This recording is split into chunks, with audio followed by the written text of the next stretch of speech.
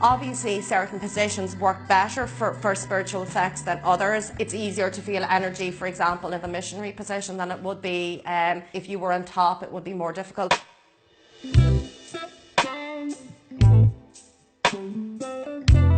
My name is Amanda Sparrow Large Teague. I'm a witch, I'm a spiritual teacher, and I'm well known for marrying the ghost of a 300-year-old pirate.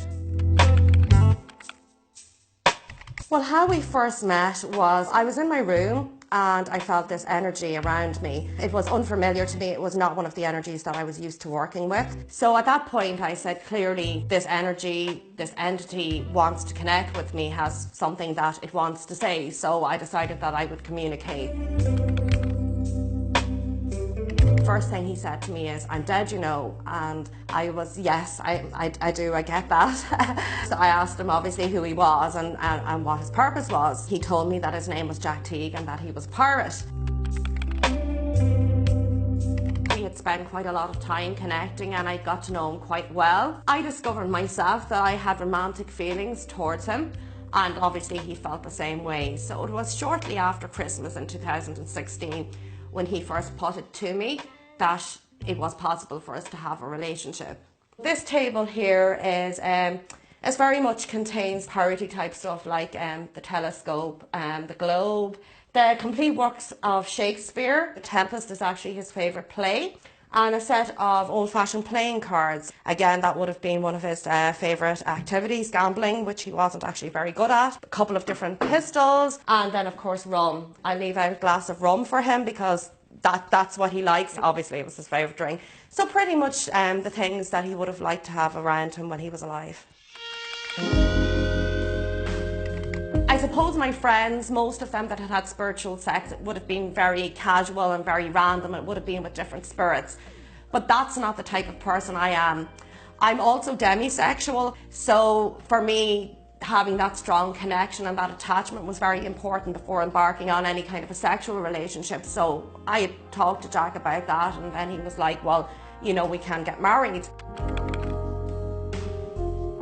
Actually, it wasn't as difficult as I thought. There is a registrar. There has to be verbal consent on both parts. It wouldn't be acceptable for me to give consent on behalf of Jack, because then it's really like me answering for him. We had to go and try and source a medium who could connect with Jack. This is my wedding ring and his is the same. We got matching wedding rings. We had a candle representing him and I put the ring on the candle, so that's how we managed that one. Yes, he was. Not as much as he would have liked to have been. I kind of took over. I was a bit of a bridezilla, to be honest with you. Only thing that he had specified that he really wanted as part of the wedding was a rum flavoured cake. Apart from that, he pretty much let me do the rest. So these are some pictures of the wedding. This is the boat. As you can see, the pirate flag was hoisted on the boat as we went out. Then you've got me on the boat kind of looking out to sea. That's actually after the vows. And somebody had actually just vomited on my dress, so I was quite upset. So I was kind of looking out to sea and trying actually not to cry and ruin my makeup in that picture.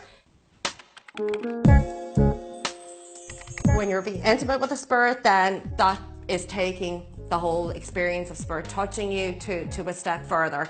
But yes, in that way is how you would feel spirit in an intimate way. People assume that it's masturbation. It's not. If you are in any way touching yourself, then that is not spiritual sex. It has to be the energy. You need to be able to feel the energy of the spirit doing whatever to you. If you're doing it yourself, then that's a completely different thing.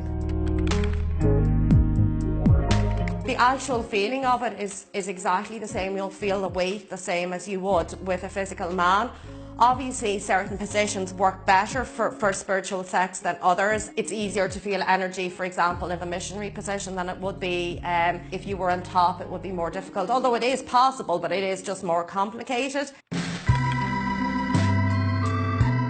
Even, for example, people that lose their husband or wife that passes the spirit, very often they will say things like, you know, I kind of felt him in the bed last night with me. I kind of felt his energy. They just kind of think it's their imagination, but it's not. Their partner probably was lying in the bed there beside them.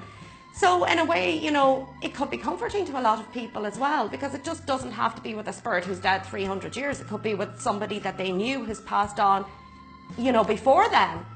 Once you talk about spirit relationships or interpersonal relationships between physicals and spirits, you know, it opens up so many possibilities for people. So I guess when you actually Google spiritual marriage to begin with, or mystical marriage, the first thing that will probably pop up is actually nuns. That is a form of spiritual marriage, obviously without the sexual part of it. But yes, nuns are in a spiritual marriage. If you're an atheist and you believe in nothing, fair enough. But if you believe in God, then I don't see why you don't believe in what's happened to me, because there's no more evidence to support God's existence than there is Jack Teague's existence. It is just a matter of faith.